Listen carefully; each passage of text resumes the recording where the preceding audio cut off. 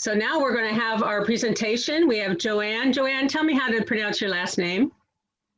Taijala. Taijala, okay. Yeah. Welcome. And she's going to talk to us about homegrown host homes. And I will bring up your slides if you want to.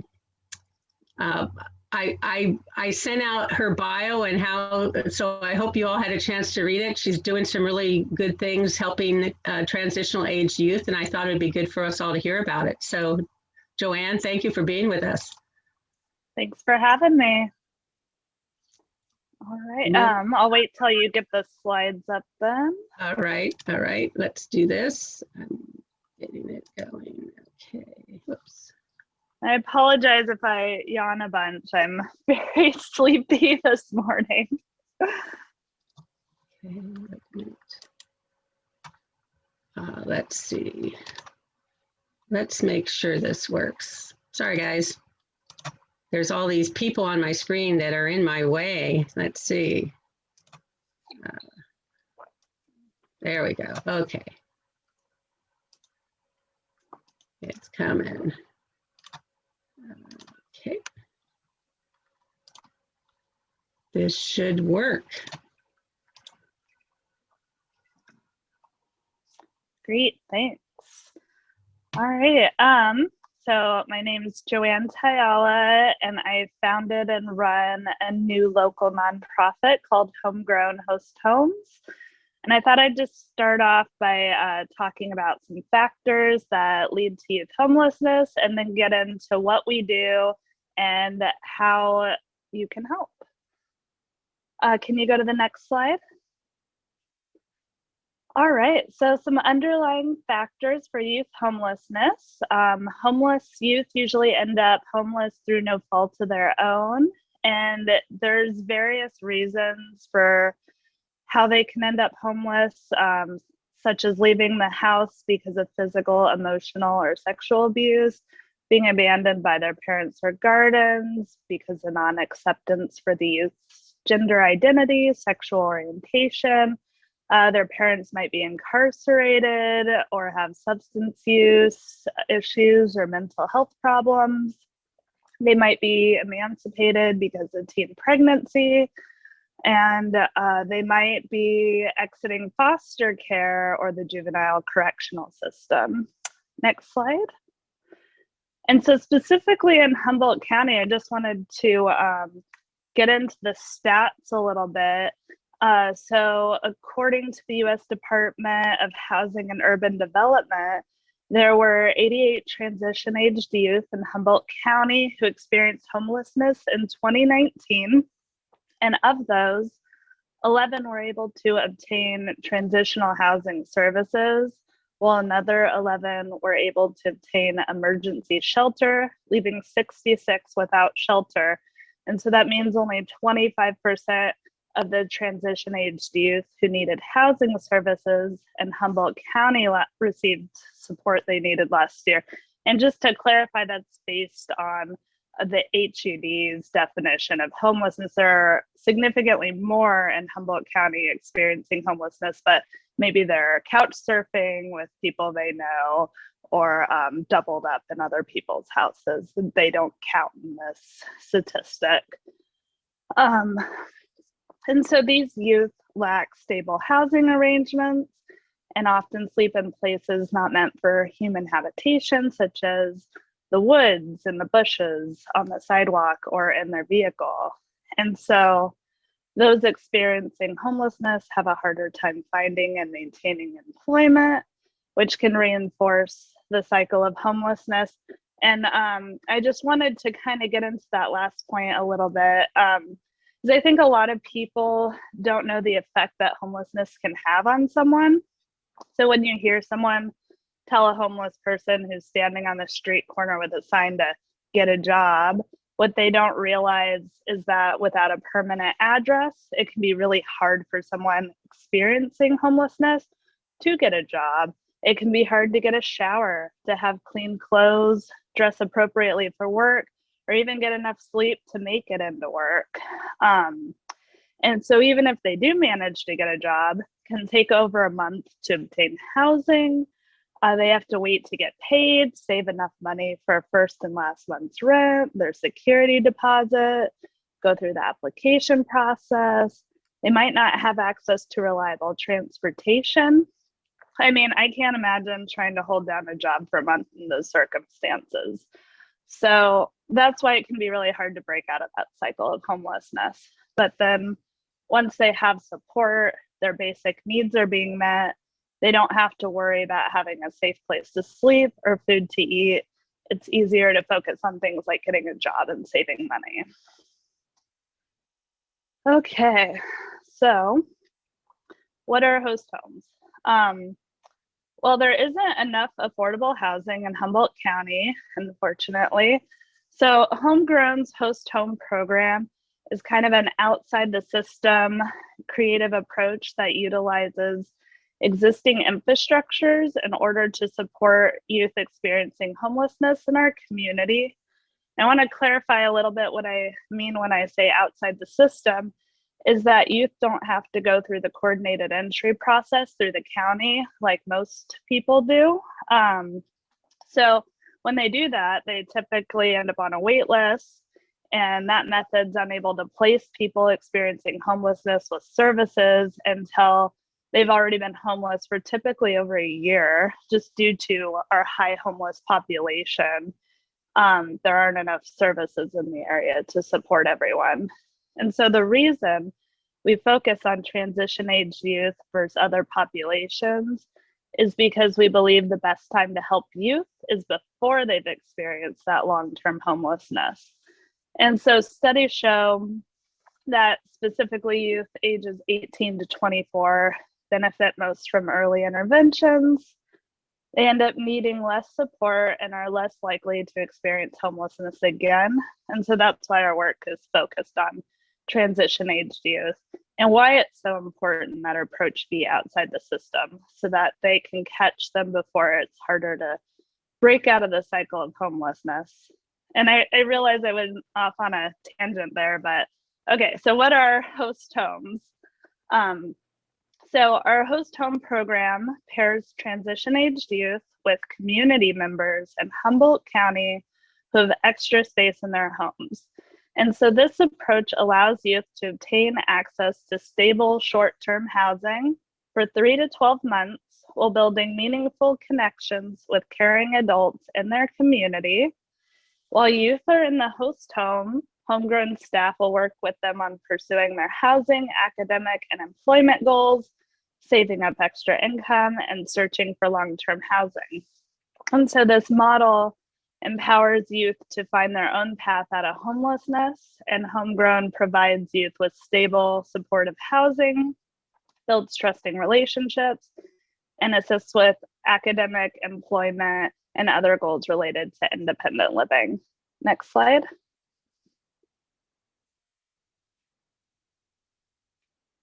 I just wanted to quickly go over what our mission and vision is. So our mission is to build community-based interventions to help homeless youth attain stable housing and break the cycle of homelessness. And our vision is to see a community that's actively engaged in ending youth homelessness by mentoring, advocating for, and opening up their homes to youth in need. Next slide. Okay, so why host homes? Well, it's cost effective and faster for our community to utilize by relying on existing residential infrastructures. And so I already talked about this first bullet point a bit, but this also allows our youth to not have to wait for affordable housing to open up before their needs are met. And I also want to add that the idea of the host home program is a very simple one, and it's not new. So some people in our community have resources, others don't have enough resources, so we're making those connections. And the next one is long-term and not the next slide, the next bullet, thanks. So long-term, lifelong relationships can be established. And so I wanted to say it's important to realize for hosts that it's not like parenting. You're not like when you're a foster parent, you're not like doing that same thing. Hosts are not parenting the youth. It's closer to experience having a roommate, but adding in some mentoring components to it. Someone else I had done this presentation to compared it to hosting international students. So it's kind of similar model to that type of a program. And it's important to work to build a trusting relationship with the youth. Hosts are there to share their space and home with the youth. They're providing a young person with a place to live so they don't have to worry about food and shelter, allowing them to worry about all the other things they need to worry about. And they're hopefully creating a bond and relationship as they go through the process. The next bullet is that it positively changes lives for youth and hosts. And I won't sugarcoat it. Hosting is hard but rewarding work. You know, becoming a host is a big commitment, but it can be a really life-changing experience for both the host and the youth. And then by extension, it changes the community. So this approach is really about a community taking care of itself. It's about creating an us and us mentality instead of an us and them mentality. And so our host home program has an aspiration of solidarity. It's not about adults coming in and saving young people. It's about our community members taking care of each other, showing up for one another through our different struggles. And we're working to foster a sense of community by creating these opportunities for connection, relationship building, and a sense of belonging for these youth. Next slide. Okay, so I just want to quickly go through the process and how that works. And I'll just start with the hosts. So we work to recruit hosts. And then the potential host would start by filling out a host application form on our website. Then I'd conduct a couple of one-on-one interviews with them to get a sense of what their expectations are, what their home life looks like. And we do this in order to better match, to better match youth and host based on shared values, interests, and lifestyles. Then we also ask for references and conduct a background check on the host. Finally, potential hosts need to attend our host training before we match them with youth. And the training focuses on topics like positive youth development, trauma and resiliency, appropriate boundary setting, and effective communication techniques, whiteness, and gender and transgender 101. And they would also hear from host and youth panels from another host home program in order to get a better idea of what to expect, since we don't have any former host or youth at this point because we're a brand new organization in Humboldt County. So for the youth, I would receive a referral from other agencies in the area, like the Raven Project or the Youth Services Bureau at RCAA, or HCOE, or other organizations that serve youth experiencing homelessness. And assuming that we have available hosts, I would then get in touch with the youth, make sure they fill out the application, and I would run a background check on the youth as well. I would then talk with them more to get to know them, figure out what goals they want to work on while they're in the program, learn about their interests and lifestyle to suggest some potential good matches for when we get to that point. And then once this is all done, we begin the matching process. So the youth would look at host profiles, decide what hosts they want to meet. We'd set up an initial meeting for the host and youth to get to know each other, as well as see the house. And if both the host and the youth wish to move forward with the match, then we'd set up a second meeting where the host and the youth would work together to create a mutual housing agreement. And so that agreement goes over things like house rules and expectations. And if both parties find that the housing agreement works for them, then they can decide to move forward with the match and set a move-in date.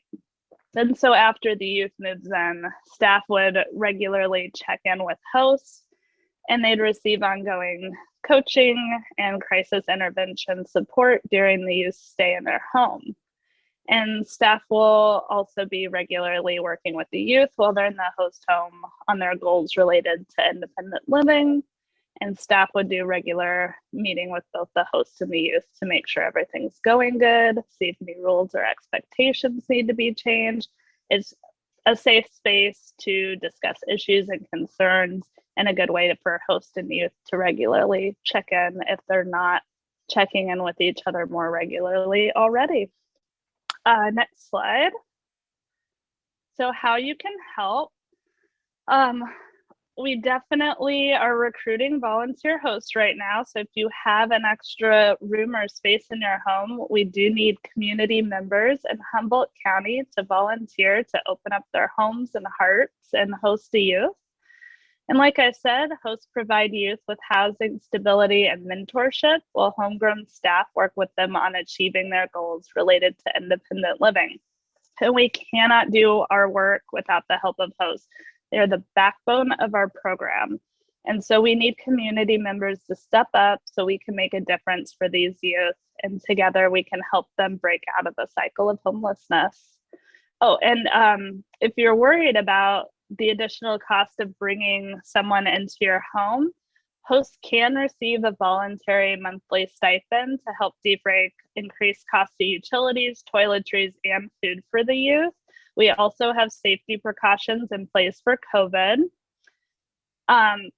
Another way to help is to spread the word, share information on social media, talk to people who you know in Humboldt County who you think would make good hosts. If they're interested in learning more, let me know and help us connect, and I'd be happy to share more information with them.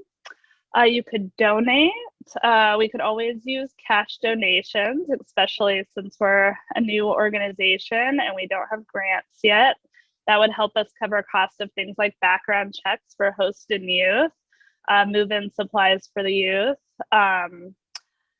And we could also use support with in-kind donations. So as youth move in, you know, there might be specific things they need for their room, like a laundry basket or a shower caddy or things like that.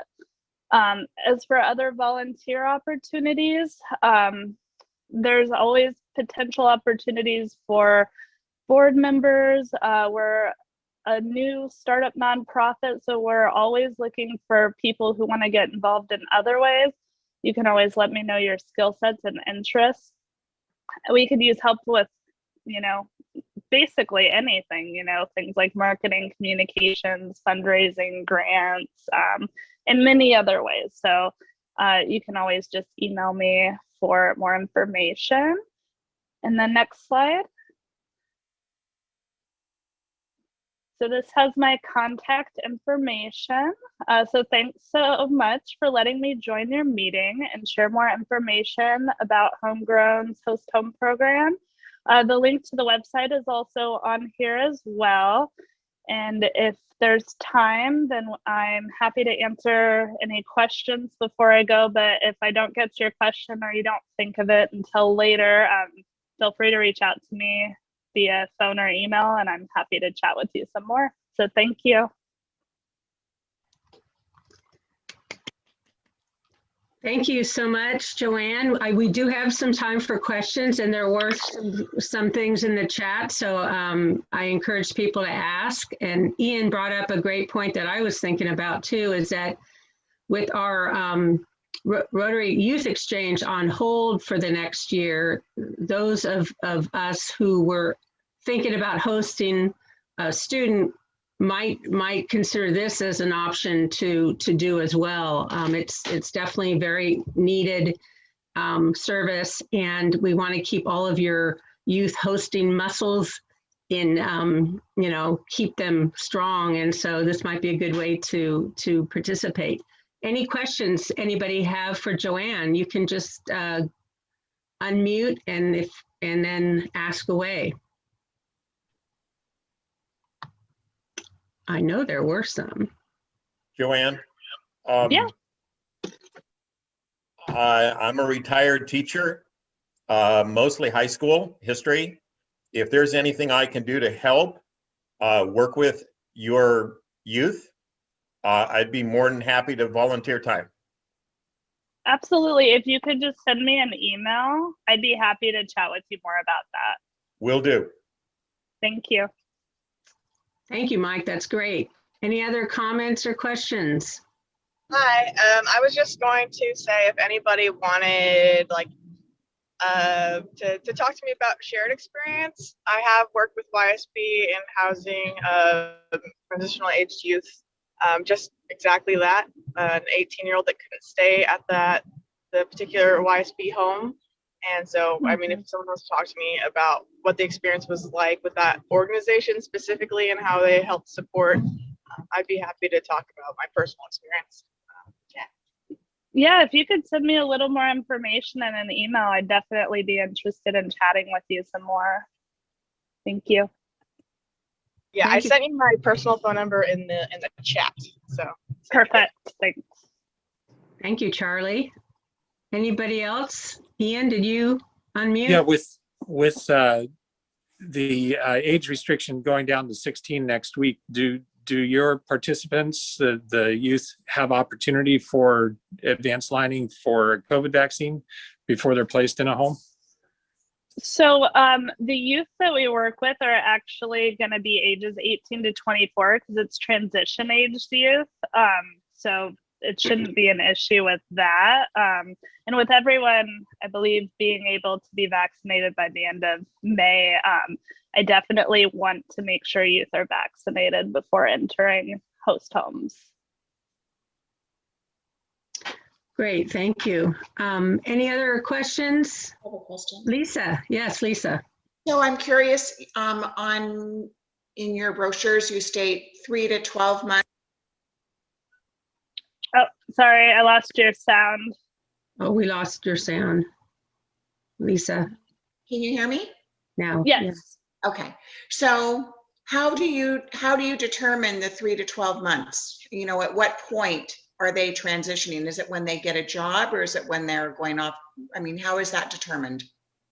That's a great question. So the 3 to 12 months is just a range. Again, it depends on the youth and where they're at.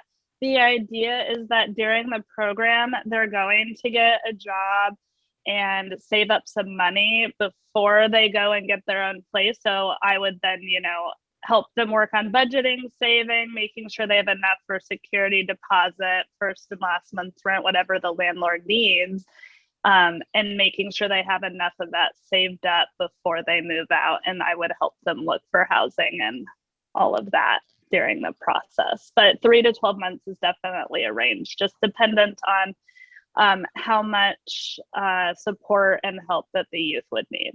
Okay, thank you. Program. Any other questions for Joann?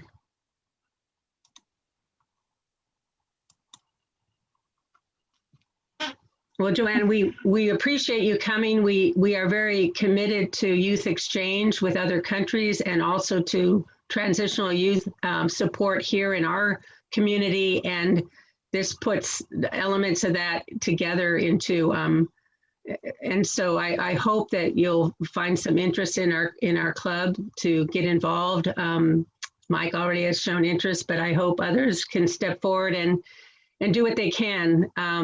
Because this is really important. And, you know, some of our members are empty nesters and have a little extra space in their homes, so they might be able to do this without space challenges. And so that's nice. Yeah. I want to thank you on behalf of the club. We are donating to Tri-County Independent Living to support people with disabilities in living independently in our community. So I want to thank you again for joining us. And I wish everybody here a great weekend and go out and enjoy the improving weather. And I did not, oh yes, and Lori's thanking Charlie for the coffee. Yes, thank you for the coffee. We will get this over to the Griffin so you guys can all get your coffee fix as soon as you get it.